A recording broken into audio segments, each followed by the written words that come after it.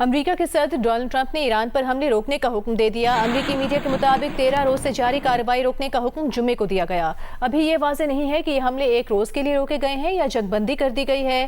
Media reports کے مطابق white house میں اجلاس کے دوران نائب صدر جے ڈی وینس اور joint chiefs of staff general Dan Caine نے ایران جنگ میں شدت لانے پر تحفظات کا اظہار کیا۔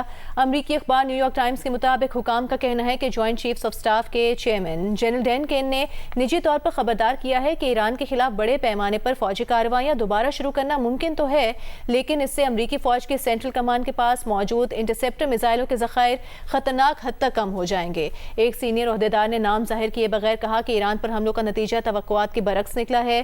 امریکی حملے ایران کو اندر سے متحد ہونے اور ایرانی رہنماؤں کو بیرونی خطرات پر توجہ مرکوز رکھنے کا موقع دے رہے ہیں۔ امریکی میڈیا کی رپورٹ میں کہا گیا ہے کہ امریکہ نے عمانی حکام کے دورہ ایران کی وجہ سے حملے روکے۔ عمانی وفد جمعے کو بات چیت کے لیے ایران گیا تھا۔ صدر ٹرمپ نے صحافیوں سے یہ بھی کہا کہ ان کے پاس حملے جاری رکھنے اور اس کی شدت بڑھانے کا آپشن بھی ہے، جس میں ہر چیز کو تباہ کیا جا سکتا ہے، مگر سمارٹ اسٹریٹجی یہ ہے کہ ایران سے ڈیل کی جائے۔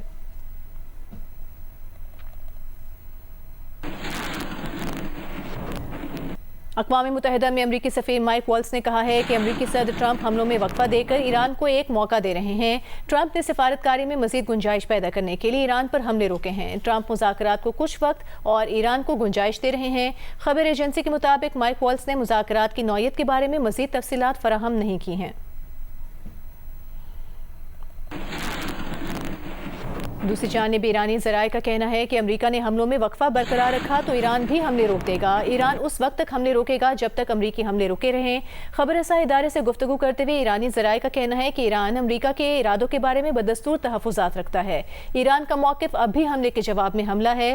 ذرائع کا مزید کہنا ہے کہ یہ پیغام امریکہ تک پہنچا دیا گیا ہے۔ امریکی حملے رک جاتے ہیں تو ایران بھی اپنی کارروائیاں روک دے گا۔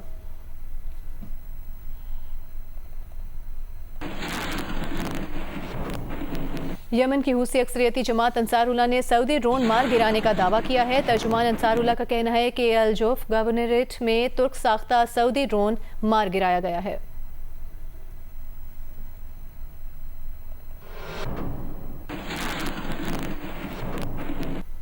یمن کے وزیر اعظم نے کہا ہے کہ بحیرہ احمر میں حوثیوں کے حملے ایرانی ایجنڈے کی تکمیل ہیں۔ تجارتی بحری جہازوں کو نشانہ بنانا ثبوت ہے کہ حوثی ایرانی ایجنڈے پر عمل کر رہے ہیں۔ یمنی وزیر اعظم کا مزید کہنا ہے کہ حوثی حملوں سے جہاز رانی کی آزادی، عالمی تجارت اور سپلائی چین خطرے میں ہے۔ جہاز رانی کی آزادی اور بحری سلامتی کا تحفظ اجتماعی ذمہ داری ہے۔ عالمی برادری حوثیوں کے اقدامات روکنے کے لیے مضبوط موقف اپنائے۔ عالمی برادری حوثیوں کی حمایت کے ذرائع ختم کروائے۔ یمن کی حکومت سعودی قیادت میں قائم اتحاد کے ساتھ قریبی رابطہ جاری رکھے گی۔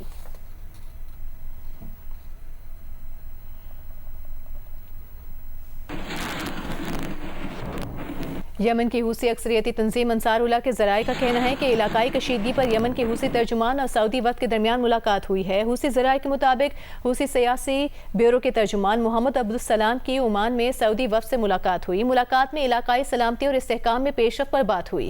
قطری ٹی وی کے مطابق یمن کے لیے اقوام متحدہ کے خصوصی ایلچی اور عمانی حکام نے دونوں فریقین پر مذاکرات دوبارہ شروع کرنے کے لیے زور دیا ہے۔ اطلاعات کے مطابق اقوام متحدہ، سعودی عرب اور انصار اللہ کے بعض عہدیدار بھی عمان میں موجود ہیں، جہاں ممکنہ طور پر مذاکرات کے دوسرے دور کے انعقاد کا امکان ہے۔ وفاقی وزیر اطلاعات عطا طارق کا کہنا ہے کہ پاکستان اور پاکستانی ایجنسی سے متعلق گمراہ کن پروپیگنڈا کرنے والا ایک ملزم گرفتار کر لیا ہے۔ گرفتار شخص سے تحقیقات جاری ہیں۔ مس انفارمیشن کے پورے نیٹ ورک کا تعلق بھارت سے ہے۔ بے شمار بھارتی سوشل میڈیا اکاؤنٹ ثبوتوں کے ساتھ سامنے آئے ہیں۔ شرپسند عناصر کی بھارتی فنڈنگ کے ثبوت سب کے سامنے ہیں۔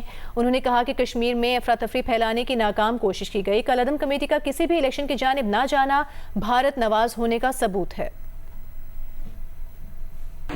آزاد کشمیر قانون ساز اسمبلی کے انتخابات کا پہلا مرحلہ کل ہوگا۔ میرپور ڈویژن کے 3 اضلاع میرپور، کوٹلی اور بھمبر میں پولنگ کل ہوگی۔ تینوں اضلاع کے 13 حلقوں میں پولنگ صبح 8 بجے سے شام 5 بجے تک جاری رہے گی۔ تینوں اضلاع میں پولنگ کی تیاریاں مکمل کر لی گئی ہیں۔ سیکیورٹی کے سخت انتظامات کیے گئے ہیں۔ 13 حلقوں میں رجسٹرڈ ووٹرز کی تعداد 14,01,000 سے زائد ہے۔ ڈویژن بھر میں 2,454 پولنگ اسٹیشنز قائم کیے گئے ہیں۔ پیپلز پارٹی، نون لیگ، استحکام پاکستان پارٹی، دیگر سیاسی جماعتوں اور آزاد امیدواروں سمیت 296 98 امیدوار میدان میں ہیں۔ دوسری جانب chief election commissioner Azad Kashmir justice retire Ghulam Mustafa Mughal کا ایک بیان میں کہنا ہے کہ عوام گھروں سے نکل کر اپنی مرضی کے نمائندے کا انتخاب کریں۔ پولنگ سٹیشنز پر مکمل سیکیورٹی انتظامات کیے گئے ہیں۔ ووٹنگ کے عمل میں رکاوٹ ڈالنے والوں کے خلاف قانونی کارروائی کی جائے گی۔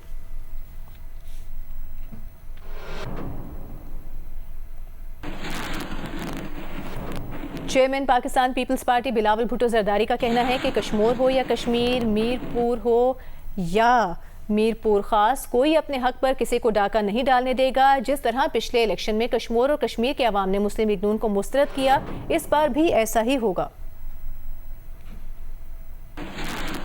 برا نہ مانے مگر کشمیر ہو یا کشمور، میرپور ہو یا میرپور خاص، ان کے صرف نام نہیں ملتے، ان کا مزاج بھی ملتا ہے، ان کا غیرت بھی ملتی ہے اور اپنے حق کے لیے کھڑے ہونے کا حوصلہ بھی ملتا ہے۔ کشمور ہو یا کشمیر، کوئی اپنے حق حاکمیت یا حق ملکیت پر کسی کو سیاسی ڈاکہ نہیں ڈالنے دے گا۔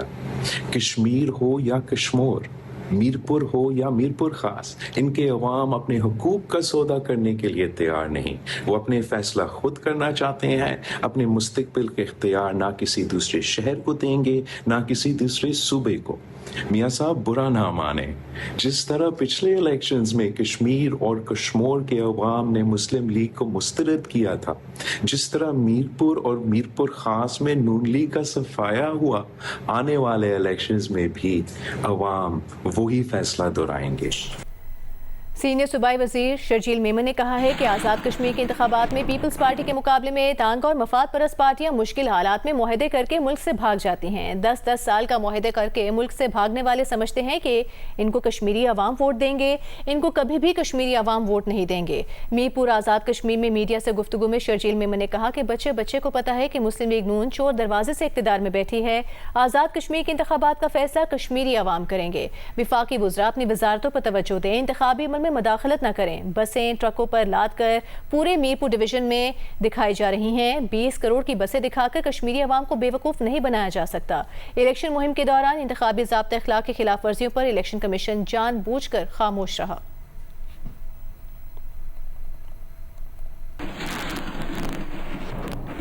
سندھ کے سینئر وزیر شرجیل میمن کے بیان پر رد عمل دیتے ہوئے وزیر اطلاعات پنجاب اسما بخاری نے کہا ہے کہ پیپلز پارٹی کے ہر رہنما نے قسم کھائی ہے کہ جہاں جانا ہے مسلم لیگ نون پر ہی تنقید کرنی ہے۔ کیا پیپلز پارٹی کی قیادت کے پاس بتانے کو اپنے 17 سال کی صوبائی حکومت کی کارکردگی نہیں ہے؟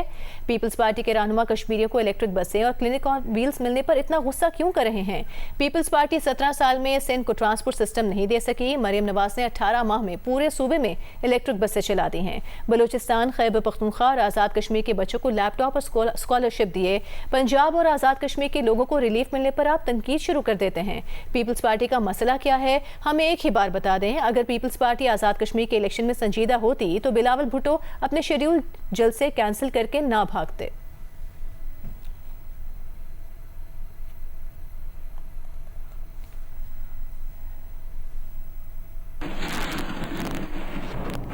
استحکام پاکستان پارٹی کے صدر عبدالعلیم خان نے کہا ہے کہ آزاد کشمیر کی خوشحالی سرمایہ کاری، سیاحت اور درست قیادت سے مشروط ہے۔ آزاد کشمیر کے عوام بالخصوص نوجوان نسل ووٹ کا استعمال انتہائی ذمہ داری، شعور اور قومی مفاد کو مد نظر رکھتے ہوئے کریں۔ ویڈیو پیغام میں علیم خان نے کہا کہ انتخابات صرف حکومتوں کی تبدیلی کا نام نہیں بلکہ آنے والی نسلوں کے مستقبل، خطے کی ترقی اور عوامی خوشحالی کے تعین کا اہم موقع ہے۔ آزاد کشمیر کی پائیدار ترقی اور معاشی استحکام کے لیے ضروری ہے کہ مقامی سطح پر ریونیو کے لیے مؤثر ذرائع پیدا کیے جائیں۔ جب تک آزاد کشمیر اپنی معیشت کو مضبوط نہیں بنائے گا اور اپنی آمدن میں اضافہ نہیں کرے گا، اس وقت تک ترقی کے منصوبوں اور عوامی فلاح کے خواب کو عملی شکل دینا ممکن نہیں ہوگا۔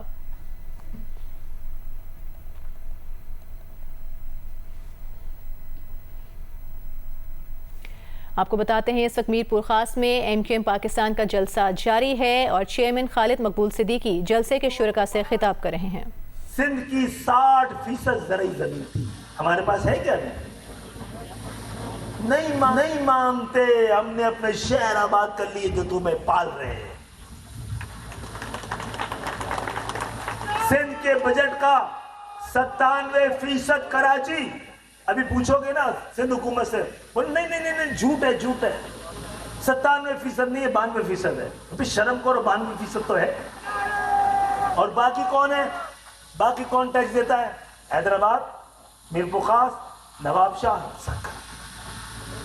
تو بھائی اگر ایک صوبے میں دو طبقے ہوں، ایک جو پالے اور دوسرا پلے، ایک 100% بجٹ بنا کے دے اور اس پہ ایک پائی خرچ نہ ہو، اور ایک پائی نہ دے اور 100% بجٹ اس کے دسترس میں ہو، تصرف میں ہو، خرچ کر رہا، ایسا اب گھر نہیں چلتا، صوبہ بھی نہیں چلنے دیں گے۔ اس وقت سندھ میں ایک مصنوعی اکثریت رکھنے والی لسانی جماعت، نسل پرست جماعت کی حکمرانی ہے، اس سے بڑا پاکستان کے لیے کوئی خطرہ نہیں۔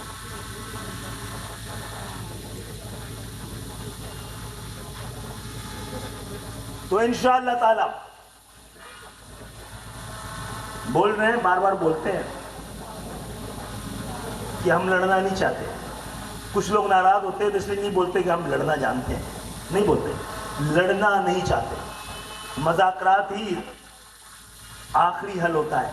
مکالمے کے بغیر ایم کیو ایم جیسی جماعتیں جن کی جڑیں عوام کے اندر نہیں، عوام کے دلوں میں ہو، اس سے بات چیت کیے بغیر کوئی طاقت، کوئی آپریشن، کوئی ظلم وہ نتیجہ نہیں دے پائے گا۔ کیا کراچی پہ قبضہ میرپور کر دیا؟ خاص میں ایم کیو ایم پاکستان کا جلسہ جاری ہے۔ پارٹی چیئرمین خالد مقبول صدیقی جلسے کے شرکاء سے خطاب کر رہے ہیں۔ کوئی بتاتے ہیں کہ ایرانی وزیر خارجہ عباس اراغچی نے کہا ہے کہ ایرانی بحری جہاز پر یوکرین کے حملے کو بغیر جواب کے نہیں چھوڑا جا سکتا۔ یوکرین کے صدر نے ایرانی کمرشل جہاز پر حملہ کرایا، اس حملے میں بحری جہاز کا ایک ملاح جاں بحق ہوا۔ عباس اراغچی کا کہنا تھا کہ یورپی یونین کے رہنما کایا کالاس اور روسی وزیر خارجہ سرگئی لاروف سے بات کی، دونوں رہنماؤں پر واضح کر دیا ہے کہ ایرانی بحری جہاز پر یوکرین کے حملے پر رد عمل ضرور دیا جائے گا۔ اس وقت ایم کیو ایم کے رہنما مصطفیٰ کمال کراچی میں جلسے سے خطاب کر رہے ہیں۔ آئین کو اگر وہ مجھے تحفظ نہیں دے پا رہا، اس آئین میں وہ تمام شکے ڈلوانی ہے جو میرے غریب کو تحفظ دے سکے، جو میرے غریب کو روٹی دے سکے، جو میرے گھر میں پانی دے سکے، جو میرا اختیار میری دہلیز پر دے سکے۔ ہمیں یہ فیصلہ کرنا ہے۔ تو میری ماں بہنوں، بزرگوں، نوجوانوں، پاکستان میں ایک طبقہ وہ ہے جو اپنے حقوق کے لیے، اپنے حقوق حاصل کرنے کے لیے وہ پاکستان کو نہیں مان رہا، وہ پاکستان کے آئین کو نہیں مان رہا، وہ پاکستان کے پرچم کو نہیں مان رہا، وہ پاکستان کی آئین کو، آئینی اداروں کو نہیں مان رہا، اور وہ قانون اور ہتھیار ہاتھ میں لے کر اپنے حقوق کی جد و جہد کر رہا ہے۔ وہ پاکستان سے چھٹکارا حاصل کرنا چاہتا ہے، بغاوت کرنا چاہتا ہے اپنے حقوق کے نام پر۔ آج یہ جو اجتماع ہے، یہ پاکستان بنانے والوں کی اولادوں کا اجتماع ہے۔ ہمارے رگوں میں پاکستان بنانے والوں کا خون ہے، ہمارے رگوں میں پاکستان دوڑتا ہے۔ ہم کوئی بھی بات پاکستان کے خلاف، آئین کے خلاف، پاکستان کی ریاست کے خلاف، پاکستان کی پارلیمنٹ کے خلاف نہیں کر رہے۔ ہمیں پاکستان کے آئین میں رہتے ہوئے ہمیں اپنے بچوں کی، اپنی نسلوں کے حقوق چاہیے۔ ہم پاکستان ہماری رگوں میں ہے، ہم پاکستان کے آئین اور قانون میں رہتے ہوئے ہمیں اپنے بچوں کے حقوق چاہیے۔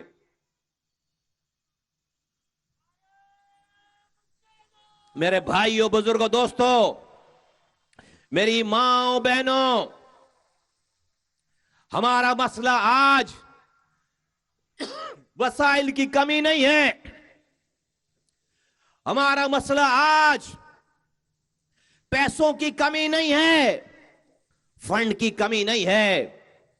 آج 18 سالوں میں سے پہلے مقررین تمہیں بتا کر گئے ہیں 22,000 ارب روپے سندھ کے حکمرانوں کو ملے ہیں۔